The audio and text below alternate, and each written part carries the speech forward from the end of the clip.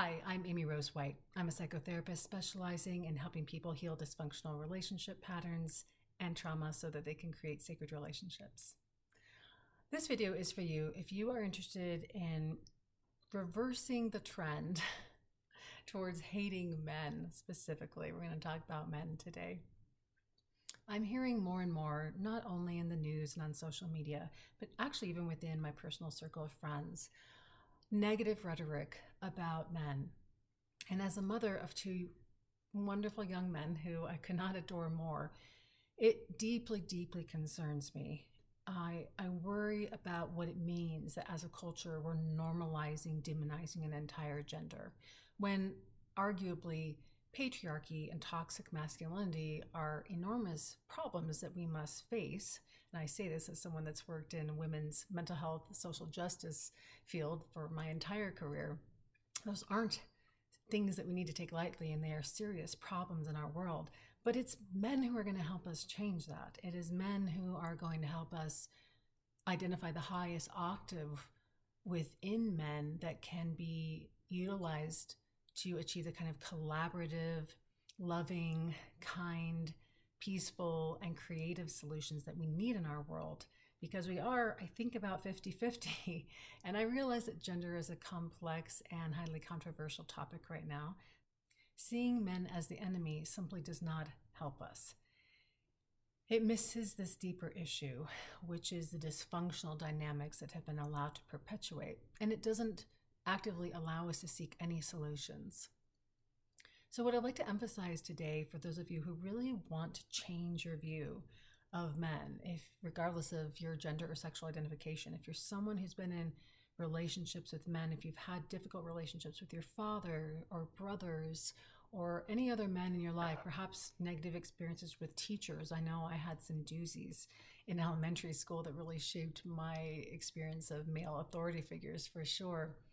This video is intended to really give you the tools to shift out of that mindset if you so desire. Because if you're here, you're probably recognizing that that mindset or belief, while understandable and explainable and perhaps even justified to a certain degree, makes sense for you, that it's no longer serving you. That's my hope, is that those of you who are watching this have identified that that belief is simply not serving you. And the reason why I believe so strongly that that is true is that we truly do see what we believe. Our world is simply a mirror of our internal beliefs about the world. And that doesn't mean that if we don't genuinely believe people are good, that we're not going to see evil and destructiveness in the world occasionally. But our dominant experience is going to be much more positive if we really deep down have practiced beliefs. Because remember, a belief is just a thought you've thought over and over and over again. If you've practiced beliefs that trend towards seeing the good in whatever group of people, this could apply to any group of people that you've decided that you hate. Sorry, I'm hitting things on my desk. But specifically today about men. So if we think about this idea of what we believe we see, we can choose these two strategies that I'm going to invite you to practice. One is to intentionally observe the strengths in men that you would like in your life, that you would like in your kids' teachers, that you would like to evoke in your partner, that you would like to see in a potential romantic relationship, that you would like to see manifest in your sons if you have them. So go out of your way to observe, identify, and expand on moments where you see kindness, where you see thoughtfulness, where you see consideration demonstrated by men, where you experience presence, where you see depth in connection with men. And I'll give you some examples of how I use this in my own life.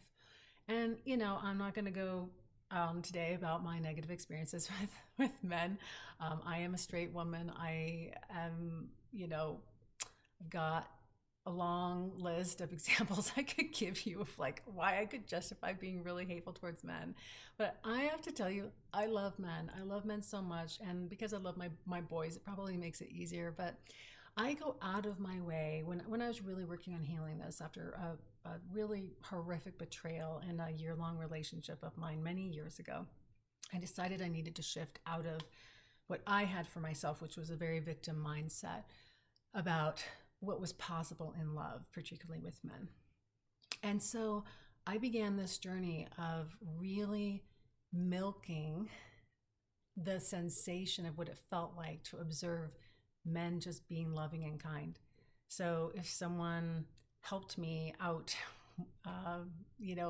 with a chore or something that I asked a neighbor to help me out with, or if I actually got caught in a crazy thunderstorm in the mountains. I live in the mountains this summer, and it was lightning and thunder, and there's this couple probably in their early 70s hiking behind me, and I hid in a bush. It was so intense because I was near a bunch of metal and was a little worried about the lightning, and they passed me at some point, and I came out and asked them what they thought they were going to do. And I traveled with them for a while, and then I decided to hide and wait it out a little bit. And then when the storm subsided, I decided, to keep going. And some time had passed since I had seen them, and I was almost at the bottom of the trail. And all of a sudden I see this man come walking back up, and I said, why are you coming back? And he said, well, we suddenly realized at the bottom that you weren't with us, and I came to make sure that you were okay.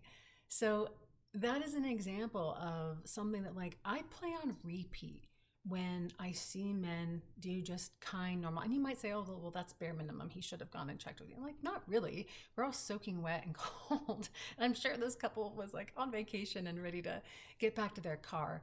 But this man in particular made the effort in the rain, and we were all covered in mud, to come make sure that I was all right.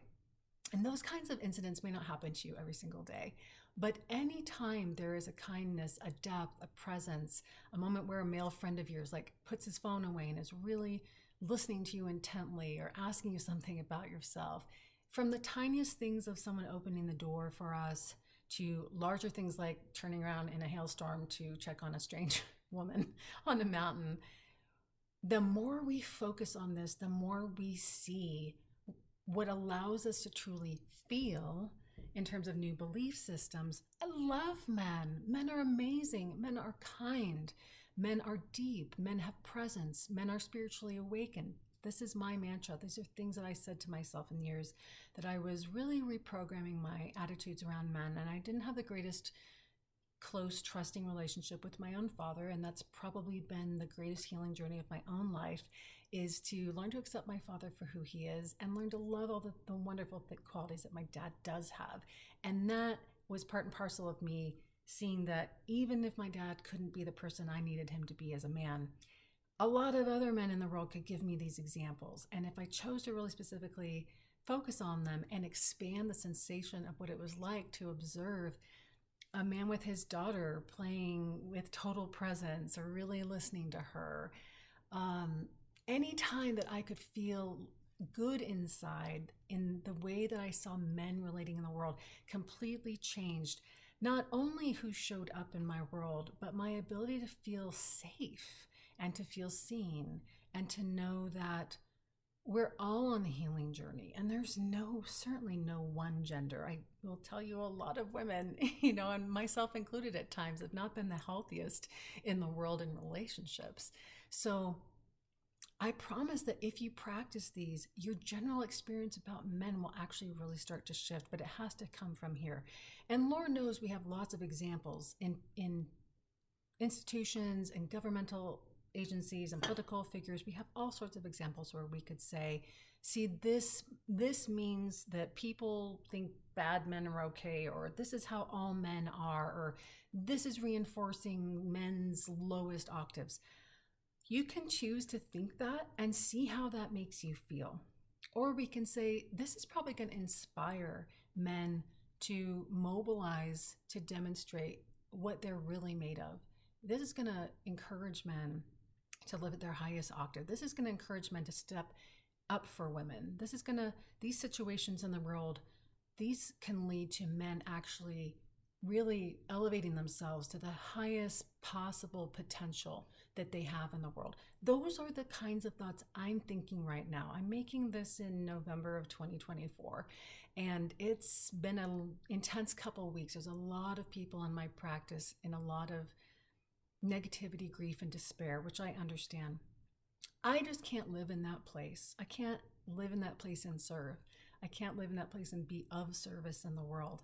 So I choose, when it comes to men, when it comes to patriarchal stuff that's getting under my skin, that's scaring me, especially when it comes, to women's social justice and rights and human rights. Of course, I get scared, I get angry. But I refuse to give my power and my loving heart, my loving open heart, over to those painful narratives that simply aren't true. Because I know that all of us have the capacity for tremendous destruction and evil in the world. And all of us, including men, regularly, every single day, are demonstrating love, kindness, consideration, and bravery in the world. And it's up to us to create that narrative.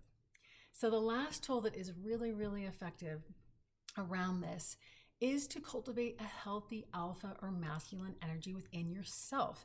And we all have a continuum of polarity energies in ourselves, ranging from what I would call omega, which is deeply feeling, to alpha, which is deep presence. And if you have a beef with your own inner alpha, if you have problems saying no, if you have problems keeping promises to yourself, if it is difficult for you to protect your own heart and stand up for yourself, you're going to blame that on men. You're going to see that out in the world. You're going to project that out onto other people and call it they're toxic, they're the problem. But really, we have to cultivate a healthy inner alpha who doesn't demonize our own deep emotional world. We have to make friends with our tears as women. We have to make friends with our deep range of emotions that, because we internalize negative patriarchal thinking, we can often split away from or think of as weak or too dangerous or vulnerable. So that's the second thing I would really invite you to practice, which is to say, how do I show up for my own emotional world every day?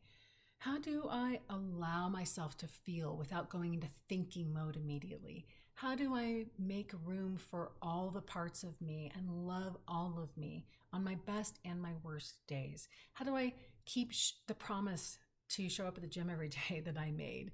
How do I take, basic care of myself and keep that commitment so that I earn my own trust? If we do those two things, expanding what we see men do in the world and really be our own best inner alpha or masculine and evoke the highest octave of those qualities, we can create an amazing world. And we start to feel love and we start to feel trust with everyone in our world, but especially men. I would love for you to try these techniques out. Let me know how they work for you. Thank you so much for subscribing to this channel. Thank you for liking and sharing the content. Let me know what else you'd like me to talk about in the comments. And until next time, may all beings be safe. May they be well. May they be at peace. And may all beings truly know love. Until next time, bye for now.